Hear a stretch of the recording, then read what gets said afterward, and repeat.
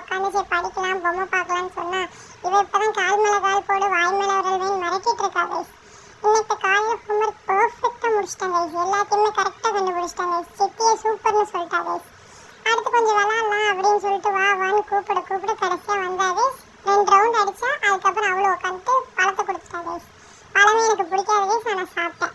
அடுத்து சரி பலூனை கொடுத்தா விளையாடலான்னு பார்த்தா அடுத்து இட்லியை கொடுத்து உட்கார வச்சிட்டா கைஸ். சாப்பிடுன்னு சரி தூங்குவோன்னு தூங்குனா தூங்கி எந்திரிச்ச உடனே மறுபடியும் சாப்பாடு கொடுத்து உட்கார வச்சிட்டா கைஸ்.